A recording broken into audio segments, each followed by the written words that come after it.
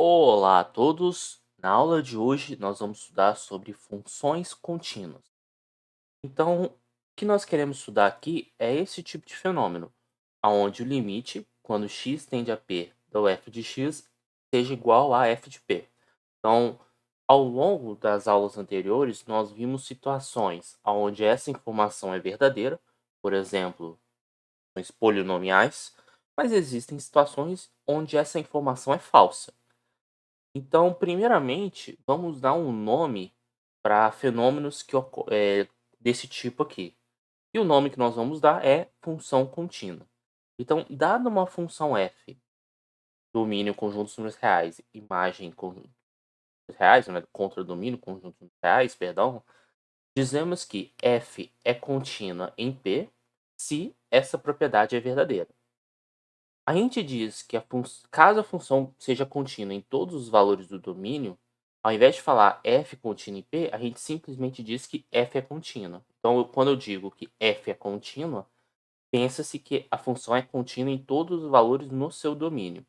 Então, existem diversos exemplos de funções contínuas, mas o que eu gostaria de fazer como observação é como nós podemos imaginar graficamente uma função contínua.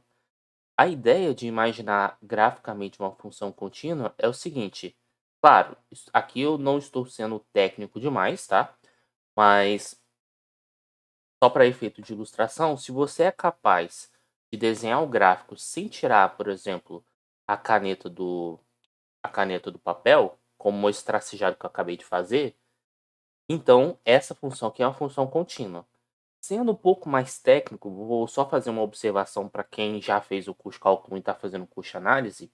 Essa informação é verdadeira somente quando o domínio é um conjunto conexo. Mas assim, só para efeitos de simplificação, você é capaz de desenhar o gráfico da função sem precisar tirar a caneta do papel, logo a função é contínua.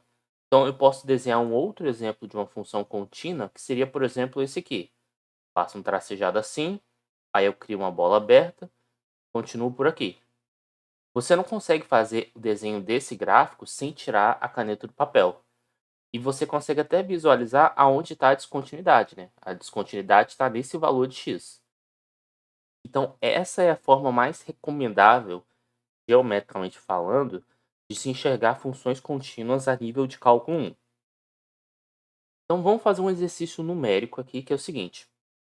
Encontre todos os valores de c, pertencente aos números reais, para os quais a função abaixo ela é contínua.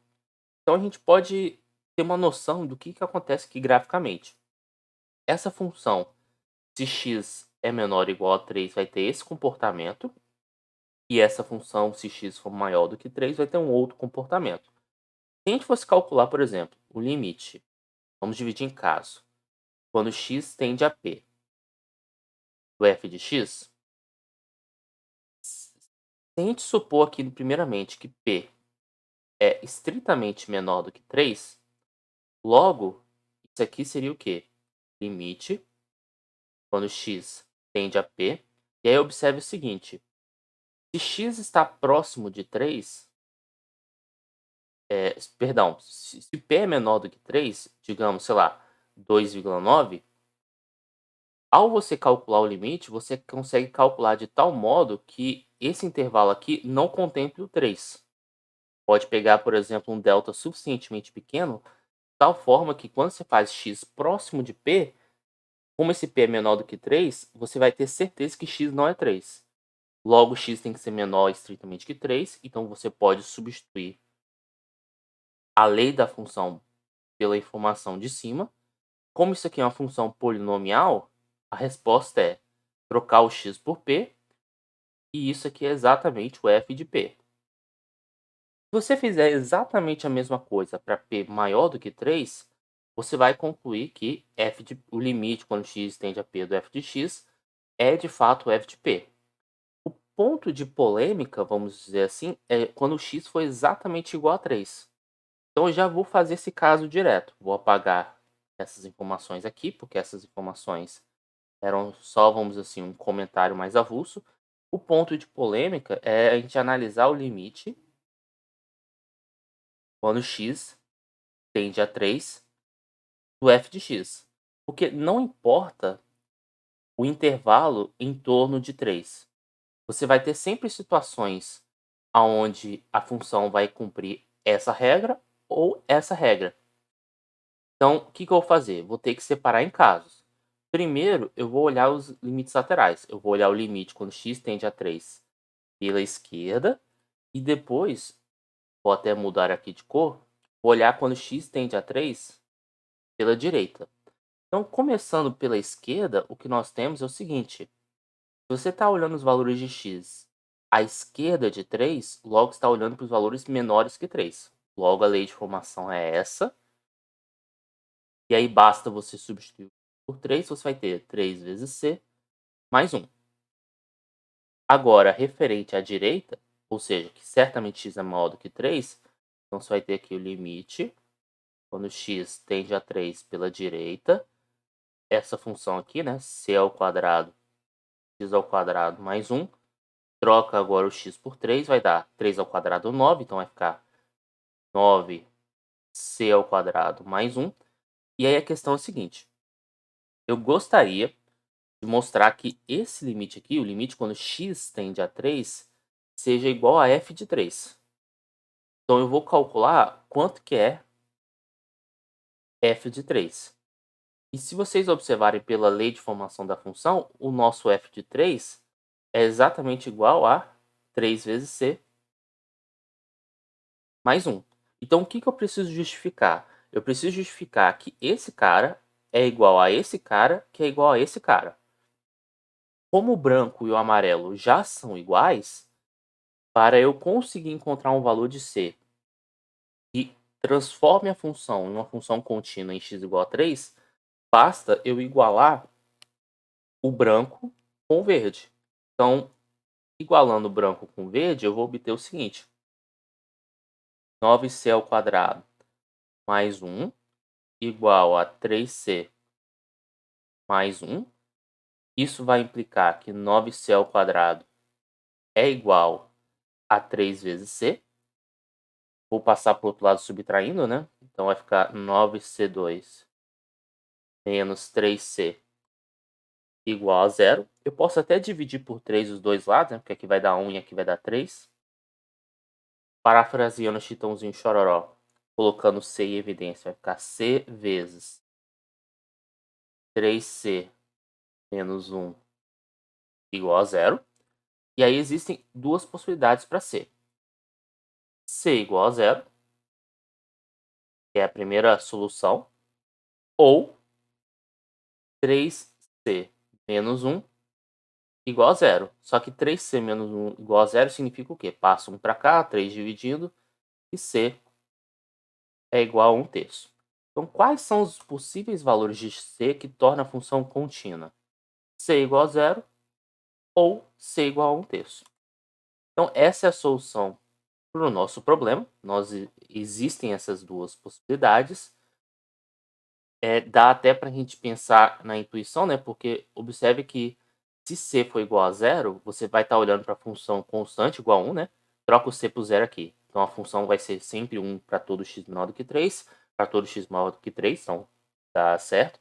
Agora, se você troca o c por 1/3, na hora que você troca aqui c por 1/3, vou até fazer esse rascunho aqui. Aqui vai ficar x sobre 3 mais 1. E aqui vai ficar trocando o c por 1/3, x ao quadrado sobre 9 mais 1. Quando você troca o x por 3, aqui vai dar 2 e aqui vai dar 2. Então, realmente, as informações batem. Agora, nós temos um resultado que envolve funções contínuas que ele é muito importante, que é o teorema do valor intermediário. O que diz o teorema do valor intermediário? Aqui nós temos um enunciado, né, que fala o seguinte: suponha f uma função contínua no intervalo fechado AB, seja m um número qualquer entre f de A e f de B, em que f de A e f de B sejam valores diferentes, então existe um único número c no intervalo fechado, no intervalo aberto AB, tal que f de c igual a m. Do jeito que está aqui, pode ser que alguns de vocês não tenham entendido. Então vamos fazer um desenho que o desenho eu acho que explica bastante coisa sobre o teorema do valor intermediário. Então vamos lá. Primeiro nós vamos começar com o intervalo fechado AB. Temos aqui o A, temos aqui o B. Vamos supor que f de A e f de B sejam valores diferentes. Então, digamos que esse cara aqui é o f de A, ou essa altura aqui, né, no caso, é o f de A, e digamos que essa altura aqui seja o f de B. Então, a gente marca o ponto aqui. Esses dois pontos fazem parte do gráfico da nossa função. Agora, nós vamos considerar m um número que faça parte desse intervalo. Digamos que o m seja esse camarada aqui. A ideia é que o gráfico tem. Vou fazer agora um pontilhado aqui. Vou fazer um pontilhado aqui no m. E aí vamos pensar no seguinte. Se o gráfico da função encostar nessa linha, isso significa o quê? Digamos que encostou nesse ponto aqui, só para fins didáticos. E aí digamos que esse ponto aqui seja o ponto K. Isso quer dizer que o f de K é igual a m. Então, voltando aqui para eu apagar. Se o gráfico da função encostar nessa linha, então existe algum valor aqui de tal modo que o f desse valor seja igual a m. Como eu disse que a função f é uma função contínua, lembra daquela analogia que eu falei de desenhar sem tirar o lápis do papel? Então, eu vou ligar esses dois pontos, que esses dois pontos fazem parte do gráfico da função, só que eu não posso tirar o lápis do papel. Não tem muito jeito. Você vai acabar, em algum momento, interceptando a região. Esse ponto aqui, nós estamos interceptando, estou chamando de C. E o C possui a propriedade de modo que f de C é igual a m. Observações sobre o teorema do valor intermediário. Primeiro, o intervalo aqui precisa ser fechado para funcionar. Segundo, eu não disse que o valor de C é único. Pode acontecer, por exemplo, do gráfico da sua função fazer isso aqui. Ou seja, ter vários valores aonde o f dá m. O que o teorema do valor intermediário está dizendo é que pelo menos um vai existir. Pelo menos um C existe. Pode ser que exista mais de um, mas pelo menos um certamente existe. E a função precisa ser contínua, porque se a função não for contínua, o teorema não é válido. Então, com base nessa intuição, nós vamos fazer um exercício prático e talvez eu faça essa demonstração desse teorema em um outro vídeo. Só que, porém, é que para demonstrar esse teorema, precisamos dos conceitos de análise. Então, nós vamos aqui, para efeito de cálculo 1, pelo menos entender intuitivamente por que o teorema é verdadeiro, que é esse desenho que eu acabei de fazer, e nós vamos agora para a aplicação desse teorema em exercícios. Então, vamos mostrar aqui que a equação cosseno de 2x igual a 2x possui pelo menos uma solução no intervalo de 0 a π sobre 4. Então, qual a estratégia aqui? Passando, por exemplo, deixa eu ver aqui. Posso passar o cosseno para o outro lado? O que acontece? Isso aqui vai ficar 0 igual a 2x menos cosseno de 2x. E aqui que eu posso fazer? Eu posso chamar, seja, o f de x igual a 2x menos cosseno de 2x. E aí eu estou me perguntando o seguinte: será que existe algum valor de x tal que o y seja igual a zero? Só que aí observe o seguinte: essa função aqui, essa função f, ela é contínua. Ela é contínua. Nesse caso, ela é contínua para todos os valores do domínio, só que ainda eu vou colocar assim, em um intervalo fechado de 0 a π sobre 4. Ou seja, já vou querer imaginar que o A do teorema do valor intermediário é o zero, o B é o π sobre 4. Outra informação relevante é calcularmos o nosso f de A, ou seja, o f de 0. Quando você calcula o f de 0, aqui vai dar 0 menos cosseno de 0. Então vai dar menos 1, porque cosseno de 0 vai dar 1, né? Então 0 menos 1, menos 1. Menos 1 é um número menor do que 0. f de π sobre 4 vai dar π sobre 2 menos cosseno de 2 vezes π sobre 4. 2 vezes π sobre 4 é a mesma coisa que π sobre 2. Então, já vou substituir aqui por π sobre 2. Cosseno de π sobre 2 dá zero. Então, isso aqui vai dar π sobre 2. E esse número é um número positivo. Só para fazermos uma analogia aqui, esse cara aqui era o nosso A do teorema do valor intermediário. Esse cara seria o nosso B. E esse cara aqui, estou pensando como M. Porque aí eu estou dizendo o seguinte. O zero vai estar dentro desse intervalo. No caso, um intervalo de f de 0 até f de π sobre 4. Vamos desenhar isso aqui para visualizarmos melhor. Então, o que eu estou dizendo? Eu tenho aqui de 0 até π sobre 4. O x, né, de 0 até π sobre 4, que seria o meu A até B. F de 0 deu menos 1. Então, vou marcar aqui. Quando x é igual a 0, o y é igual a menos 1. Menos 1 está aqui. Quando x é igual a π sobre 4, o y dá π sobre 2. Observe que o fato de ter dado um número negativo e um número positivo, o zero está dentro desse intervalo. Ou seja, o zero está no intervalo de f de A até f de B. Como o gráfico dessa função como a função é contínua, o gráfico dessa função, você não pode tirar o pincel do quadro ou lápis do papel, você vai ter que ligar os dois pontos. E aí o que acontece? Existe algum número, pelo teorema do valor intermediário. Então, logo, pelo teorema do valor intermediário,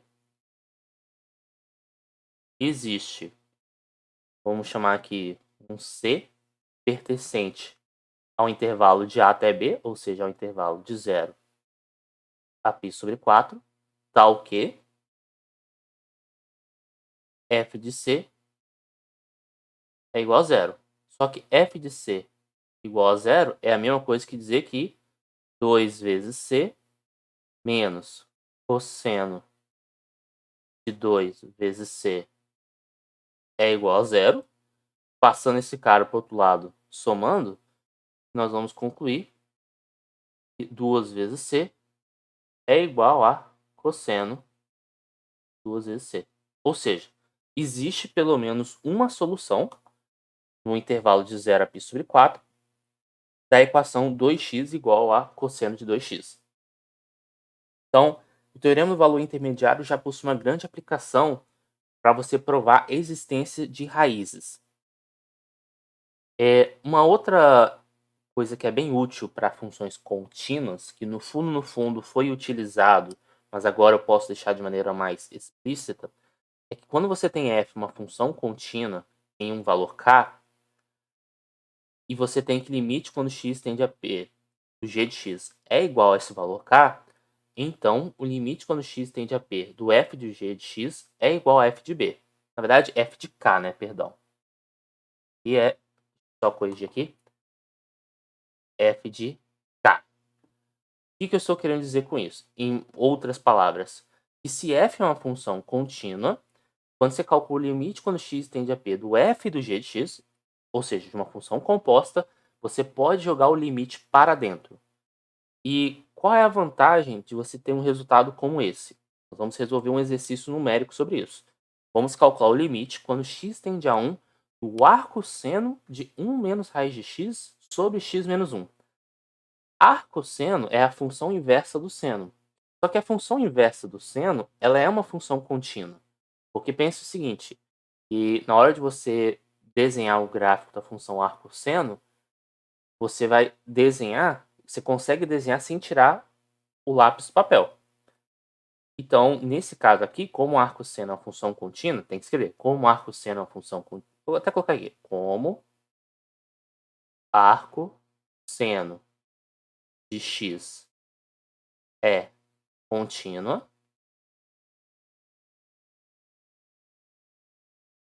limite, assim, limite, quando x tende a 1 do arco seno 1 menos raiz de x, x menos 1, é igual ao arco seno, e aí você joga o limite para dentro. Limite, x tende a 1, 1 menos raiz de x sobre x menos 1. Agora é só calcular. Então vamos lá. Arco seno de limite quando x tende a 1. O que a gente pode fazer?